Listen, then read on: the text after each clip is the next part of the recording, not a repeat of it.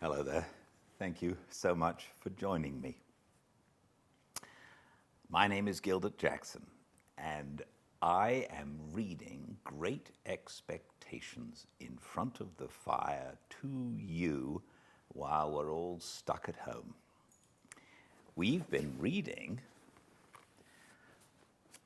for 37 chapters. We're on chapter 38, and things are going to get a little bit crazy anytime now.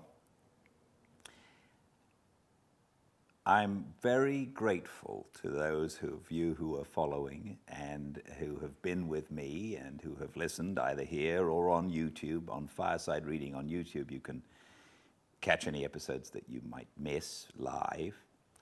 I'm very grateful to you, and I really appreciate your company, and I'm glad that you have found this and seem to be enjoying it. That makes me feel very happy. Thank you.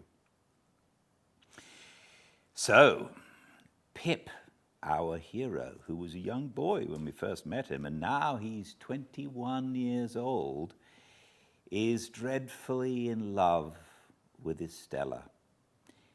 But Estella doesn't seem to be in love with him.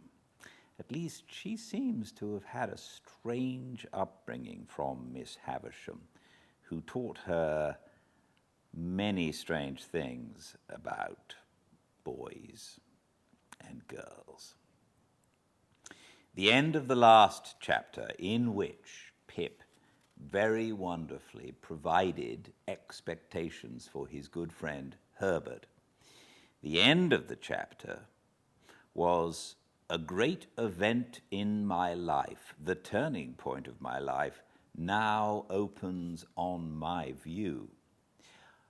But before I proceed to narrate it, and before I pass on to all the changes it involved, I must give one chapter to Estella. It is not much to give to the theme that so long filled my heart. That's how we ended, so we're just about to have a chapter about Estella. Welcome to a fireside reading of Great Expectations, chapter 38. If that staid old house near the green at Richmond should ever come to be haunted when I am dead, it will be haunted surely by my ghost. Oh, the many, many nights and days through which the unquiet spirit within me haunted that house when Estella lived there. Let my body be where it would, my spirit was always wandering about that house. The lady with whom Estella was placed, Mrs. Brandley by name, was a widow, with one daughter several years older than Estella. The mother looked young, and the daughter looked old. The mother's complexion was pink, and the daughter's was yellow. The mother set up for frivolity, and the daughter for theology. They were in what is called a good position, and were visited by numbers of people. Little, if any, community of feeling subsisted between them and Estella, but the understanding was established that they were necessary to her and that she was necessary to them. Mrs. Brandley had been a friend of Miss Havisham's before the time of her seclusion. In Mrs. Brandley's house and out of Mrs. Brandley's house, I suffered every kind and degree of torture that Estella could cause me. The nature of my relations with her, which placed me on terms of familiarity without placing me on terms of favor, conduced to my distraction. She made use of me to tease other admirers, and she turned the very familiarity between herself and me to the account of putting a constant slight on my devotion to her. If I had been her secretary, steward, half-brother, poor relation, if I had been a younger brother of her appointed husband, I could not have seemed to myself further from my hopes when I was nearest to her. The privilege of calling her by her name and hearing her call me by mine became, under the circumstances, an aggravation of my trials. And while I think it likely that it almost maddened her other lovers, I know too certainly that it almost maddened me. She had admirers without end. No doubt my jealousy made an admirer of everyone who went near her, but there were more than enough of them without that. I saw her often at Richmond. I heard of her often in town, and I used often to take her and the Brandleys on the water. There were picnics, fete days, plays, operas, concerts, parties, all sorts of pleasures through which I pursued her, and they were all miseries to me. I never had 1 hour's happiness in her society, and yet my mind, all round the 24 hours, was harping on the happiness of having her with me unto death. Throughout this part of our intercourse, and it lasted, as will presently be seen, for what I then thought a long time, she habitually reverted to that tone which expressed that our association was forced upon us. There were other times when she would come to a sudden check in this tone and in all her many tones, and would seem to pity me. "Pip, Pip," she said one evening, coming to such a check when we sat apart at a darkening window of the house in Richmond, "will you never take warning?" "Of what?" "Of me." "Warning not to be attracted to you, do you mean, Estella?" "Do I mean? If you know what I mean, you are blind." I should have replied that love was commonly reputed blind, but for the reason that I always was restrained, and this was not the least of my miseries, by a feeling that it was ungenerous to press myself upon her when she knew that she could not choose but obey Miss Havisham. My dread always was that this knowledge on her part laid me under a heavy disadvantage with her pride, and made me the subject of a rebellious struggle in her bosom. "At any rate," said I have no warning given me just now, for you wrote to me to come to you this time." "That's true," said Estella, with a cold, careless smile that always chilled me. After looking at the twilight without for a little while, she went on to say, "The time has come when Miss Havisham wishes to have me for a day at Satis. You are to take me there and bring me back, if you will. She would rather I did not travel alone, and objects to receiving my maid, for she has a sensitive horror of being talked of by such people. Can you take me?" "Can I take you, Estella?" "You can, then. The day after tomorrow, if you please. You are to pay all charges out of my purse.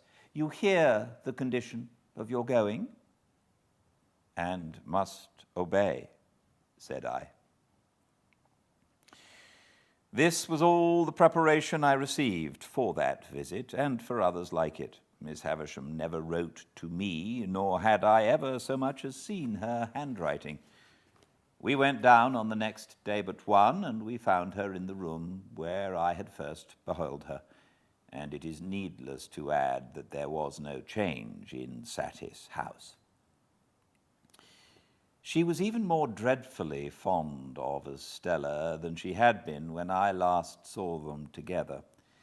I repeat the word advisedly, for there was something positively dreadful in the energy of her looks and embraces.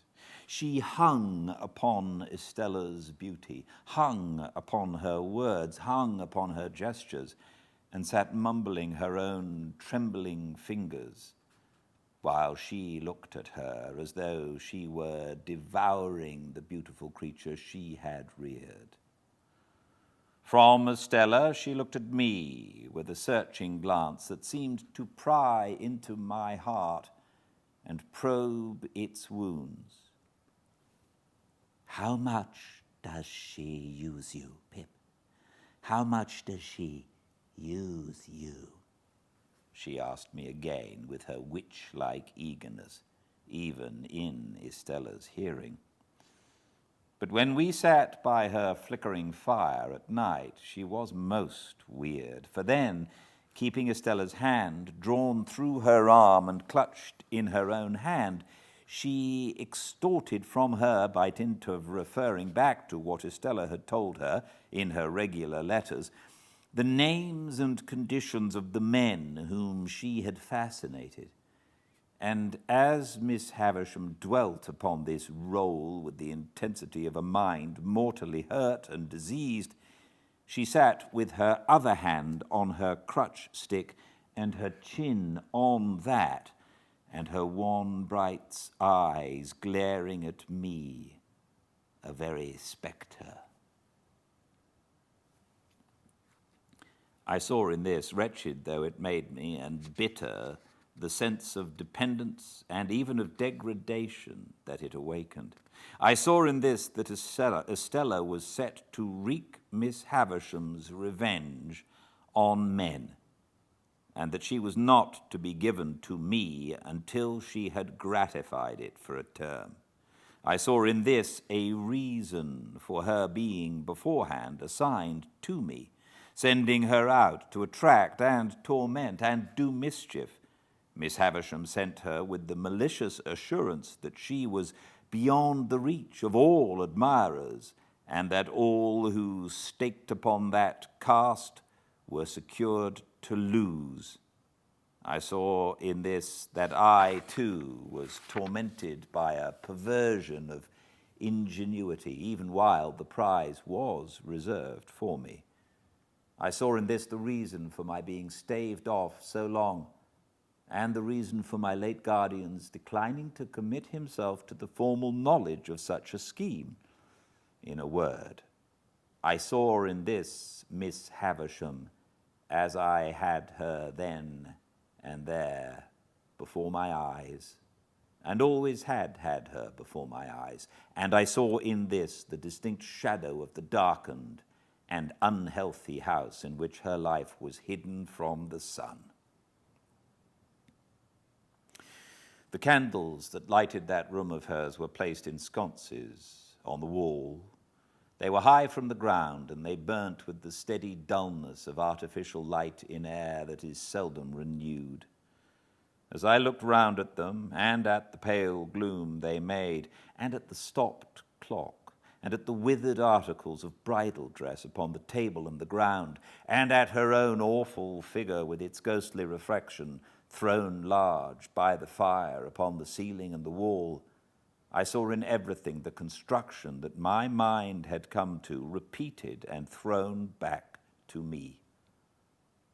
My thoughts passed into the great room across the landing, where the table was spread, and I saw it written, as it were, in the falls of the cobwebs from the centerpiece, in the crawlings of the spiders on the cloth, in the tracks of the mice as they betook their little quickened hearts behind the panels, and in the gropings and pausings of the beetles on the floor.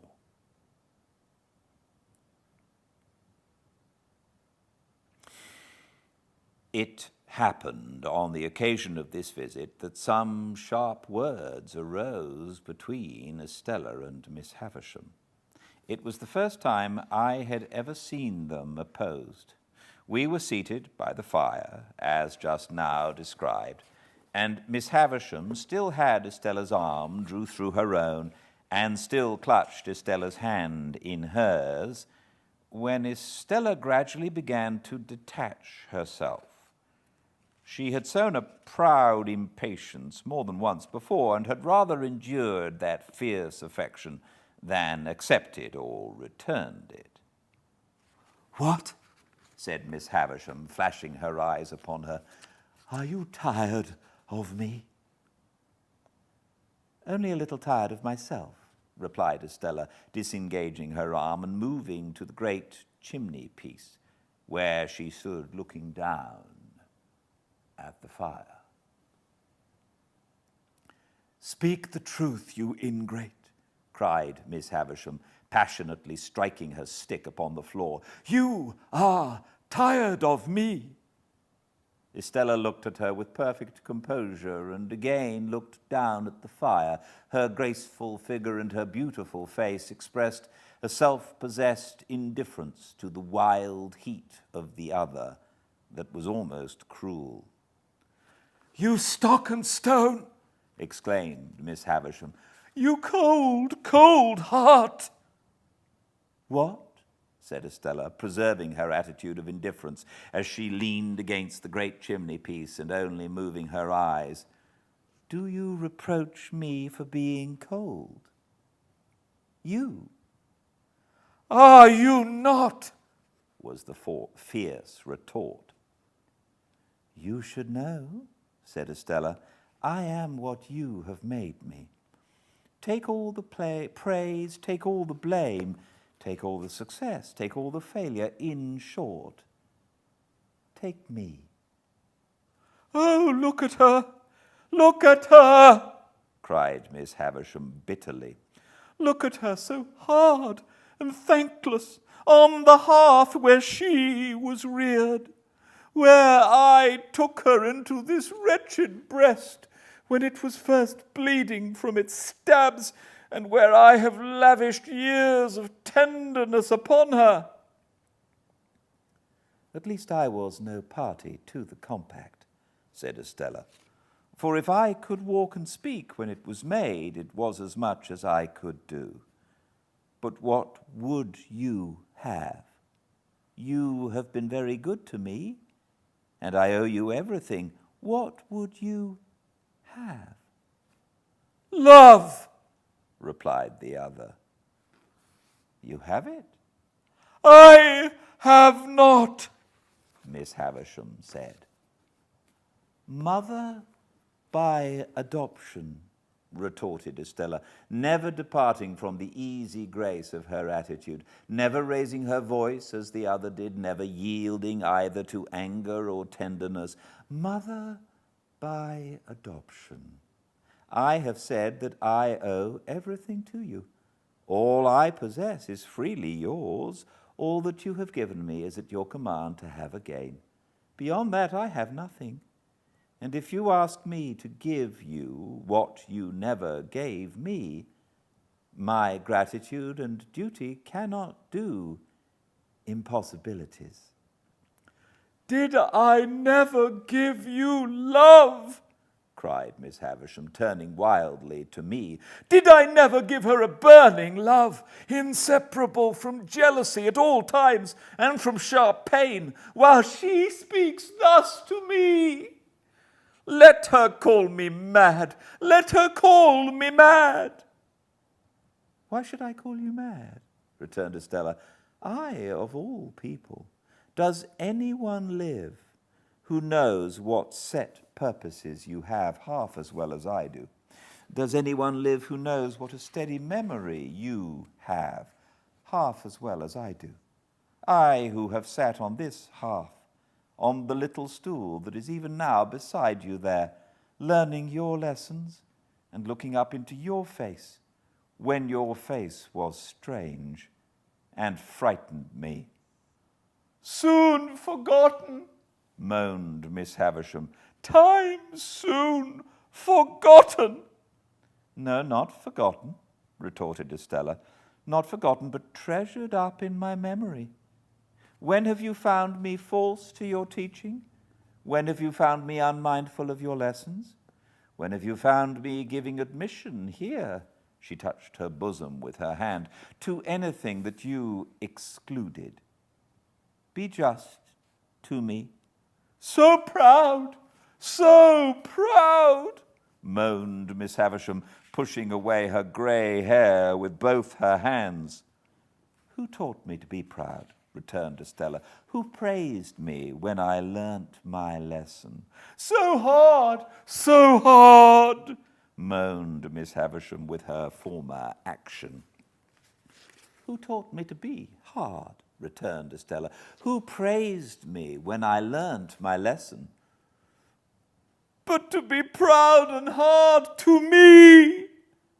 Miss Havisham quite shrieked as she stretched out her arms. "Estella, Estella, Estella, to be proud and hard to me!" Estella looked at her for a moment with a kind of calm wonder, but was not otherwise disturbed. When the moment was past, she looked down at the fire again. "I cannot think," said Estella, raising her eyes after a silence, "why you should be so unreasonable when I come to see you after a separation. I have never forgotten your wrongs and their causes. I have never been unfaithful to you or your schooling.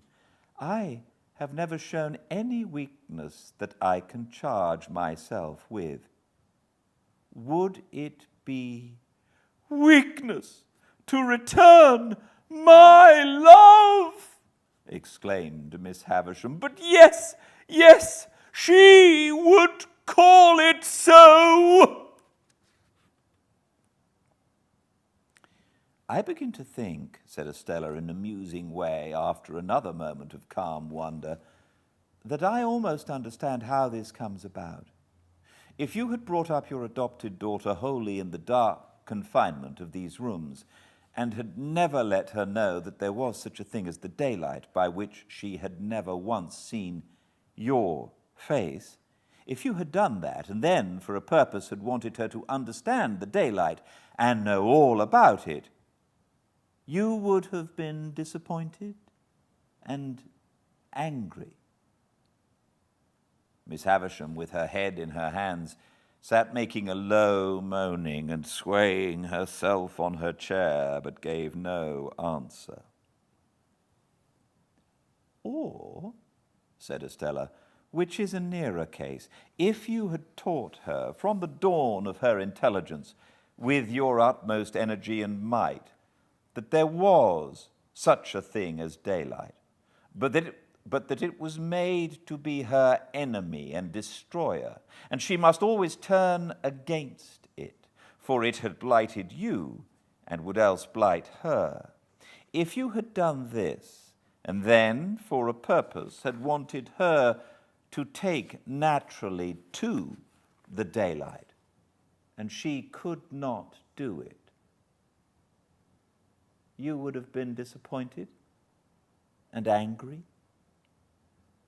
Miss Havisham sat listening, or it seemed so, for I could not see her face, but still made no answer. "So," said Estella, "I must be taken as I have been made. The success is not mine, the failure is not mine, but the two together make me."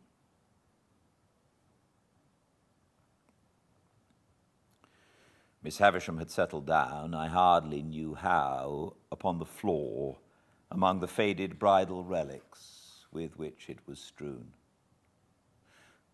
I took advantage of the moment, I had sought one from the first, to leave the room after beseeching Estella's attention to her with a movement of my hand. When I left, Estella was yet standing by the great chimney-piece, just as she had stood throughout. Miss Havisham's grey hair was all adrift upon the ground among the other bridal wrecks, and was a miserable sight to see. It was with a depressed heart that I walked in the starlight for an hour and more about the courtyard and about the brewery and about the ruined garden. When I at last took courage to return to the room, I found Estella sitting at Miss Havisham's knee, taking up some stitches in one of those old articles of dress that were dropping to pieces, and of which I have often been reminded since by the faded tatters of old banners that I have seen hanging up in cathedrals. Afterwards, Estella and I played at cards, as of yore, only we were skillful now and played French games. And so the evening wore away, and I went to bed. I lay in that separate building across the courtyard. It was the first time I had ever laid down to rest in Satis' house, and sleep refused to come near me. 1,000 Miss Havishams haunted me. She was on this side of my pillow, on that, at the head of the bed, at the foot, behind the half-open door of the dressing room, in the dressing room, in the room overhead, in the room beneath, everywhere. At last, when the night was slow to creep on towards 2 o'clock, I felt that I absolutely could no longer bear the place as a place to lie down in, and that I must get up.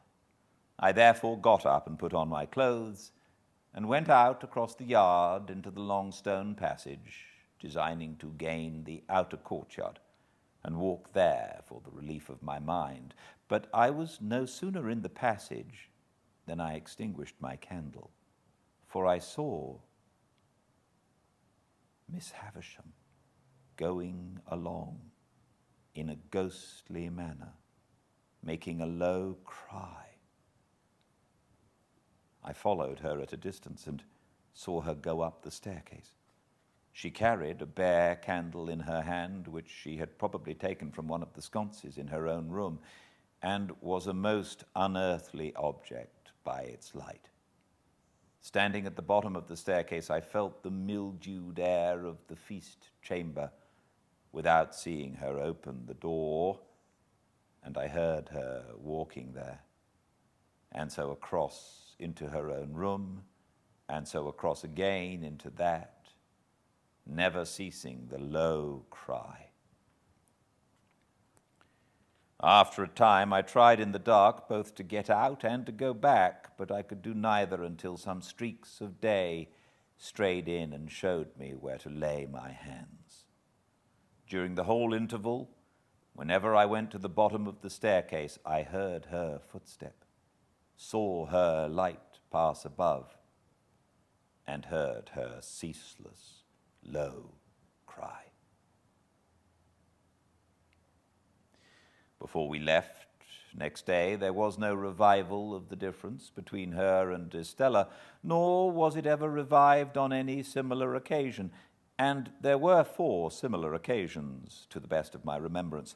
Nor did Miss Havisham's manner towards Estella in any wise change, except that I believed it to have something like fear infused among its former characteristics. It is impossible to turn this leaf of my life without putting Bentley Drummle's name upon it, or I would very gladly. On a certain occasion, when the Finches were assembled in force, and when good feeling was being promoted in the usual manner by nobody's agreeing with anybody else, the presiding Finch called the Grove to order, forasmuch as Mr. Drummle had not yet toasted a lady, which, according to the solemn constitution of the society, it was the brute's turn to do that day. I thought I saw him leer in an ugly way at me while the decanters were going round, but as there was no love lost between us, that might easily be. What was my indignant surprise when he called upon the company to pledge him to Estella. Estella who? Said I. Never you mind, retorted Drummle. Estella of where? Said I. You are bound to say of where, which he was as a Finch. Of Richmond, gentlemen, said Drummle, putting me out of the question, and a peerless beauty. Much he knew about peerless beauties, a mean, miserable idiot, I whispered Herbert. I know that lady, said Herbert across the table when the toast had been honoured. Do you? Said Drummle. And so do I I added with a scarlet face. "Do you?" said Drummle. "Oh, Lord."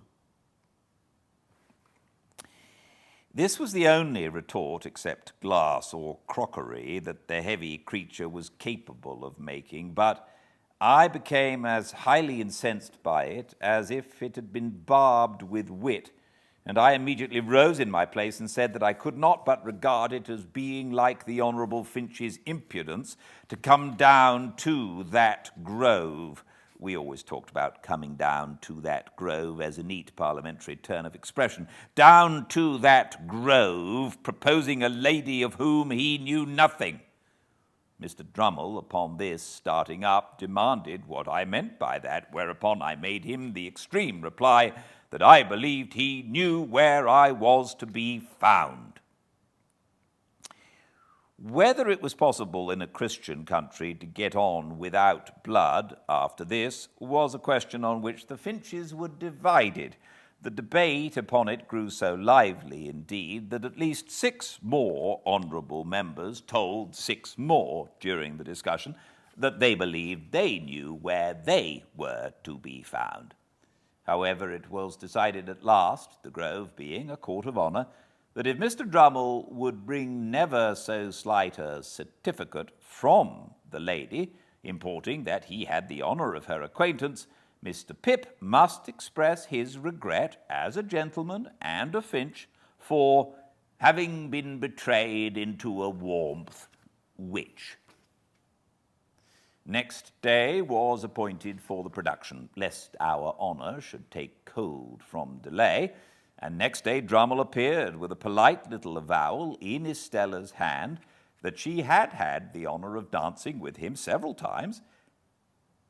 This left me no course but to regret that I had been betrayed into a warmth which, and on the whole to repudiate as untenable the idea that I was to be found anywhere. Drummle and I then sat snorting at one another for an hour while the Grove engaged in indiscriminate contradiction, and finally the promotion of good feeling was declared to have gone ahead at an amazing rate. I tell this lightly, but it was no light thing to me, for I cannot adequately express what pain it gave me to think that Estella should show any favour to a contemptible, clumsy, sulky booby so very far below the average. To the present moment, I believe it to have been referable to some pure fire of generosity and disinterestedness in my love for her, that I could not endure the thought of her stooping to that hound. No doubt I should have been miserable whomsoever she had favoured, but a worthier object would have caused me a different kind and degree of distress. It was easy for me to find out, and I did soon find out, that Drummle had begun to follow her closely, and that she allowed him to do it. A little while, and he was always in pursuit of her, and he and I crossed one another every day. He held on in a persistent way, and Estella held him on, now with encouragement, now with discouragement, now almost flattering him, now openly despising him, now knowing him very well, now scarcely remembering who he was. The spider, as Mr. Jaggers had called him, was used to lying in wait, however, and had the patience of his tribe. Added to that, he had a blockhead confidence in his money and in his family greatness, which sometimes did him good service, almost taking the place of concentration and determined purpose. So the spider, doggedly watching Estella, outwatched many brighter insects, and would often uncoil himself and drop at the right nick of time. At a certain assembly ball at Richmond, there used to be assembly balls at most places then, where Estella had outshone all other beauties. This blundering Drummle so hung about her, and with so much toleration on her part, that I resolved to speak to her concerning him. I took the next opportunity, which was when she was waiting for Mrs. Blandley to take her home, and was sitting apart among some flowers, ready to go. I was with her, for I almost always accompanied them to and from such places. "Are you tired, Estella?" "Rather, Pip." "You should be." "Say rather I should be so, for I have my letter to Satis' house to write before I go to sleep." "Recounting tonight's triumph," said I. "Surely a very poor one, Estella." "What do you mean?" "I didn't know there had been any." "Estella," said I, "do look at that fellow in the corner yonder who is looking over here at us." "Why should I look at him?" returned Estella, with her eyes on me instead. "What is there in that fellow in the corner yonder, to use your words, that I need look at?" "Indeed, that is the very question I want to ask you," said I, "for he has been hovering about you all night." "Moths and all sorts of ugly creatures," replied Estella, with a glance towards him, "hover about a lighted candle. Can the candle help it?" "No," I returned, "but cannot the Estella help it?" "Well," said she, laughing after a moment, "perhaps yes. Anything you like." "But, Estella, do hear me speak. It makes me wretched that you should encourage a man so generally despised as Drummle. You know he is despised." "Well," said she, "you know he is as ungainly within as without, a deficient, ill-tempered, lowering, stupid fellow." "Well," said she, "you know he has nothing to recommend him but money and a ridiculous roll of addle-headed predecessors. Now, don't you?" "Well," she said again, and each time she said it, she opened her lovely eyes the wider. To overcome the difficulty of getting past that monosyllable, I took it from her and said, repeating it with emphasis, "Well, then that is why it makes me wretched." Now, if I could have believed that she favored Drummle with any idea of making me wretched, I should have been in better heart about it. But in that habitual way of hers, she put me so entirely out of the question that I could believe nothing of the kind. "Pip," said Estella, casting her glance over the room, "don't be foolish about its effect on you. It may have its effect on others, and may be meant to have. It's not worth discussing." "Yes, it is," said I, "because I cannot bear that people should say she throws away her graces and attractions on a mere boor, the lowest in the crowd." "I can bear it," said Estella. "Oh, don't be so proud, Estella, and so inflexible." "Calls me proud and inflexible in this breath," said Estella, opening her hands, "and in the last breath reproached me for stooping to a boor." "There is no doubt you do," said I, something hurriedly, "for I have seen you give him looks and smiles this very night, such as you never give to me." "Do you want me, then?" said Estella, turning suddenly with a fixed and serious, if not angry, look, "to deceive and entrap you?" "Do you deceive and entrap him, Estella?" "Yes, and many others. All of them but you. Here is Mrs. Brandley, and I'll say no more."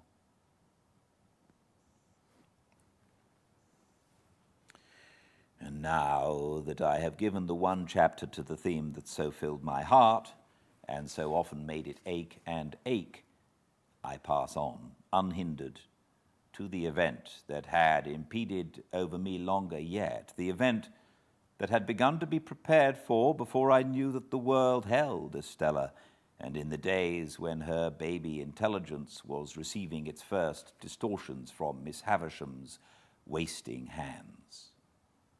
In the Eastern story, the heavy slab that was to fall on the bed of state in the flush of conquest was slowly wrought out of the quarry. The tunnel for the rope to hold it in place was slowly carried through the leagues of rock. The slab was slowly raised and fitted in the roof. The rope was rove to it and slowly taken through the miles of hollow to the great iron ring, all being made ready with much labor, and the hour come. The Sultan was aroused in the dead of night, and the sharpened axe that was to sever the rope from the great iron ring was put into his hand, and he struck with it, and the rope parted and rushed away, and the ceiling fell. So, in my case, all the work, near and afar, that tended to the end had been accomplished. And in an instant, the blow was struck, and the roof of my stronghold dropped upon me.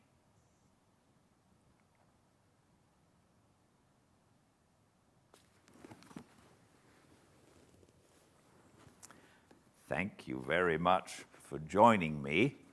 We seem to have some excitement in store for us tomorrow. I hope this helps a little, and I'm very glad that you join me. And I look forward to seeing you here tomorrow for the next chapter of Great Expectations. Until then, please be well. Bye-bye.